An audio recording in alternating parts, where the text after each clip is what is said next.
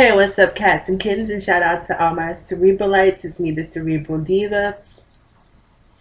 And I am here to talk about something that I am very passionate about and something that might be quite contentious. However, I will never date a gamer. That is what this particular video is about. If you are a girl, or a guy for that matter, whomever who's dated a gamer, be it in a heterosexual, homosexual, asexual, whatever incarnation your relationship may take, um, you know that dating a gamer is a beast unto itself. So I'm gonna talk about I was in this relationship with this guy that I was crazy about, and I know that he was crazy about me too. However, my cooch was no match for Call of Duty. I'm telling you, the vagina is a powerful thing, but when the vagina is in an adversarial relationship or adversarial matchup with Call of Duty, the vagina is going to lose every single time. Sorry. So, anyhow, I want to give you guys a little bit of a backstory, but I'm really trying to keep these story times short because I feel like sometimes when I watch story times on YouTube, people take up way more time than they need to tell a story. So I'm going to try to be precise and succinct in this storytelling. Excuse me. So anyhow, my ex-boyfriend, this is how it all started. Now, way back when, oh my gosh, give me just 1 second, you guys. Okay, sorry about that, you guys. I had a phone call. So let me see if I can pick up where I left off. So it all began with me. I used to be a gamer back in the day. So I had a couple of sort of old school systems laying around. I had a Nintendo 64. I think I had like a Sega Dreamcast. Like I can't remember, but a couple of old school gaming systems that I had laying around my house. So when the two of us started dating, one day he discovered these hidden gems, shall we say, in my closet. So he pulls them out and he began to play them nonstop. And so at first I thought it was kind of cute. I thought it was cute not only because he really enjoyed it, but also I took some pleasure in seeing those systems that were collecting dust in my closet actually get some usage. So it was kind of cute. It kept him occupied, and I like to write. I like to cook, so I have my own hobbies. So when he played games, it gave us each our own sort of personal time. So we had been together for several months, and Christmas was coming up. So this was back when PlayStation 2, I believe, was out. Well, yeah, PlayStation 2 was just coming out. And so after seeing how much joy he took in playing those games, I decided that I wanted to get him the new PlayStation 2 for Christmas. Now, I I vacillated between getting him this and not getting this for him, because having seen the intensity that he played the other gaming systems with, I was concerned that it would have a detrimental effect on our relationship. But at the same time, I didn't want to be a bad girlfriend and not get it, because I felt like if I didn't get the gaming system, that it was sort of it was sort of a way to control the relationship. And I felt like I didn't want to try to control him by not giving him access to something that I thought that, or I knew that he loved, and I wasn't giving it to him as a test either. I was doing it out of genuity. I just wanted him to see that, that how much I cared about for him, how much I loved him. Okay, I can say it. I loved him. So anyhow, I get him the gaming system for Christmas. And before I give him the gaming system, I give him this big spiel about, how I was concerned about what it was going to do, and how it could have a detrimental effect on our relationship, and how I didn't want that to happen. And, he starts kissing me and telling me how much he loves me and thanking me. And, babe, no one's ever got me anything like this. So he was super excited about this gaming system. And I got him a couple of games. I can't remember which games I got. I think like Grand Theft Auto, or I forget which one, but a couple of games. And so he started playing it.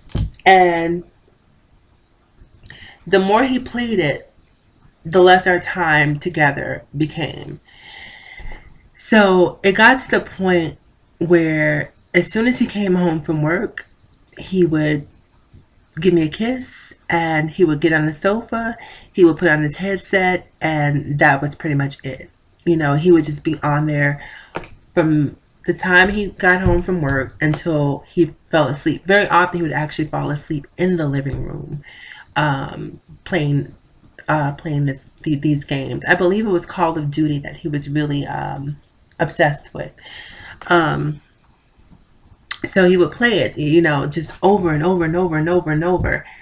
And, sometimes I would go out and I would sit next to him while he was playing, or I would lay my head in his lap, or, I would cook food and, we would eat together while he played the game, or he communicated with people that he was playing with. And so I tried to sort of immerse myself in the gaming experience as much as I possibly could, but what the games that he were playing just really didn't have very much appeal to me, other than the fact that I enjoyed seeing him take joy from those games. So I started saying, babe, you're playing too much. We're not spending enough time, because it wasn't just that he was playing. It got to the point where I was going to sleep by myself and he was up playing the game. And when that started happening, I'm fully aware and watching this divide grow between the two of us. So I'm constantly saying, babe, we need to, be cognizant of how much you're on this machine. And he's like, it's no problem, it's no problem, it's no problem. But it was a problem. I mean, it went from being fun to being a full blown addiction. And I know that a lot of people don't necessarily see gaming as an addiction, but I definitely know from firsthand experience that it is an addiction, because he couldn't stop. As much as he wanted to, as much as he cared about me, there was something about gaming that even superseded the love that we had for one another. So the relationship continued. We were trying to fight through the issues that we were having with the gaming, and at one point we decided that we wanted to move to a different state. So I was packing, and of course he was playing the games and getting, I was sort of getting everything in order. I was doing all of the groundwork to make sure that this move happened to Vegas. And he pretty much worked, and I work too. I work from home, just so you know that I wasn't just waiting for him to bring home a paycheck. I have a home-based business. So I we were still having issues with him playing this game all the time. So one day we just got into this full blown argument about him and his game. It was just one of those days where I had enough of being sort of the amiable, passive, oh babe, please, can we spend time together? You try that so many times, the good girl approach, and babe, let's babe watch a movie with me. Let's do this. Let's go for a walk. You try to do all of these, use all of these other tactics to pull him away from gaming, but at some point you just start to understand that none of that's working, and that you're just at your wit's end. And so we just went, sort of blow for blow in this full out argument about him gaming. And I remember him saying to me, you think I love this game. I don't love this game. I love you. And I said, no, you don't. And he's like, I do. I don't give a fuck about this game. I love you. He said, we lived on the fourth floor in this, I think it was like a sixth floor complex. So we lived on the fourth floor. as in of a 6-story complex, and he says, "I don't give a fuck about this game. I'll throw it off the balcony right now." And I said, "No, you won't." He said, "Yes, I will." I said, "Do it." And even though I had spent like $400 on this gaming system, 400 and change, I mean, it was the best feeling watching it fly over the balcony. So he actually tossed his entire gaming system, the whole PlayStation 2, over the balcony. So at that point, even though like there's a part of me honestly that was like, it's like this feeling of ambivalence. Like you're excited to see the game go, but there's also a feeling of selfishness that you feel too, because you know that that was something that he really loved. But for the sake of our relationship, I felt, because prior to him gaming, we used to bike ride, we used to go for walks, we used to do a lot of things that I felt made us stronger as a couple. And the gaming stopped. The gaming was like a cease and desist to all bridge building in our relationship. So when he threw the game out over the balcony and it shattered in I don't know how many pieces, I felt elated. So fast forward, we're moving to Vegas. We have all of our stuff in the truck. We're driving across country. Love is in the air. We're holding hands. We're standing to each other's eyes. We're planning our new life in Vegas. Like, we're so excited about what's about to happen, this new chapter that's about to unfold in our relationship. So midway to Vegas, there's a rest stop, I believe, in Utah. We almost made it to Vegas. We were that close to being in Vegas. So we stop at this rest stop, and out of nowhere, two guys come running up to our truck, and they're like, "Hey, you guys, we're stranded, and we need gas, to get where we're going, and we'll sell you this PlayStation 2. We'll sell you this PlayStation 2 for like $80. Oh my gosh. Do you feel me? I mean, it was just like the devil would not be quelled. And the devil is PlayStation 2. The devil was just like not going without a fight.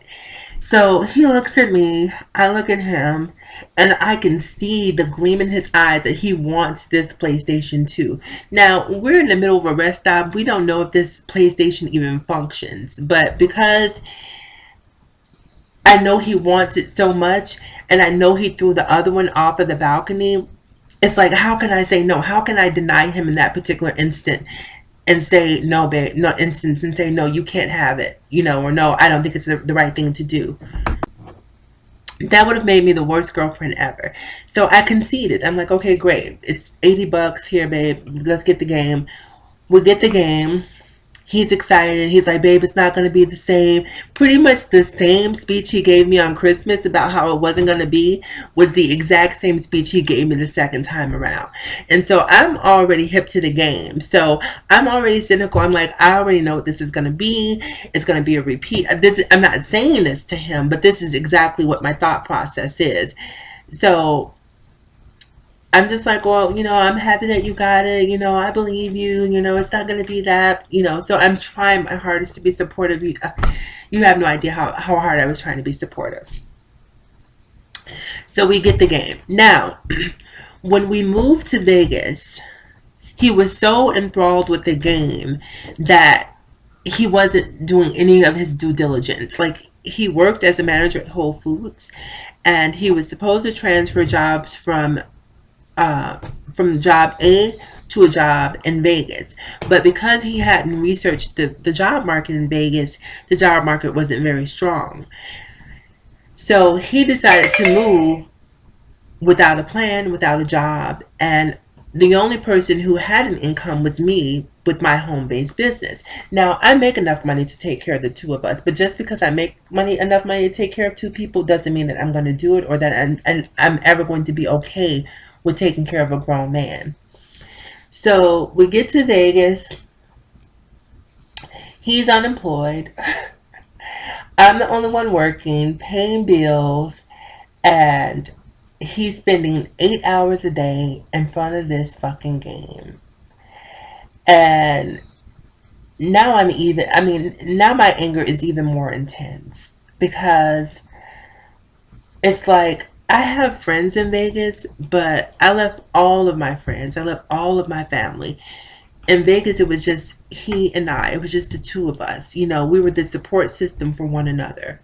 And like I said, I had a couple of friends who lived in Vegas, but no one that I could really see myself relying on. So that meant the person that I was going to lean on was going to be him, and the person that he leaned on would be me. But all he wanted to do was play PlayStation from sun up to sundown. He would look for a job for maybe 1 hour a day and play PlayStation for 8 hours a day. And so I kept, you know, no one ever wants to be the nagging girlfriend, but at some point you have to decide to nag or to not nag, to nag or to be abused in the sense that to be abused financially, because that's what it felt like. It felt like financial abuse. It felt like he was very comfortable and very complacent with the fact that I was taking care of the bills and I was the one keeping the lights on and making it possible for him to play PlayStation 8 hours a day, and maybe he was okay with that, but I wasn't. So once again, it all came to a head one night where he was just playing that game, and I was sitting in the room just sort of looking up at the ceiling, listening to him interact and converse with people from all over the world. He's, hey, bro, hey, behind you. He's interacting with those people in a virtual world, but in the real world that we existed in, there was absolutely little to no communication between the two of us. So I got up, I took the pillow off the bed, I took the comforter off the bed, I walked out to where he was, and I set it on the sofa as a sign that you sleep here. Just don't even bother to come. If you aren't thoughtful enough to put the game down and come spend time with me, then fine. Stay out here. So when he sees the pillow and the comforter next to him, he immediately stops the game and comes into the room. And now he wants to talk. But now I don't want to talk because now I'm pissed off, you know? And it was in that instance that I realized that this is never going to work for us, because no matter how many times he makes promises that he's not going to game, that he's going to try to curtail his gaming, he didn't have any control over it. The game was controlling him, and by proxy, it was controlling me. And so moving forward in my life, so long story short, we wound up breaking up that particular night. And by breaking up, I mean he left and went back home, and I stayed in Vegas, and I was able to thrive. I did very well in Vegas and had a great life there. And he went back home, and we haven't spoken since. I have absolutely no idea whatever happened to him. I hope he's okay. I'm sure he's probably somewhere with a remote, with a controller in his hand. But yeah, for that reason, I don't think I'll ever date a gamer again. Like, there's a difference between a guy who plays games and who enjoys gaming versus a person who's addicted to gaming. So, if you've ever dated a gamer and you have a similar experience, I'd love to hear from you about what positive experiences too. Don't just tell me the bad stuff, because just because my experience with a gamer was bad doesn't necessarily mean that all experiences are going to be negative ones. But for me moving forward, I just don't think that I could ever see myself involved with a person who was that much of a gamer. So anyhow, you guys, it is I'm about 19 minutes in, so we're going to close this video out. As always, in closing, remember to live better, love harder, and think smarter. It is me, the Cerebral Diva, and I will talk to you guys again soon. Take care.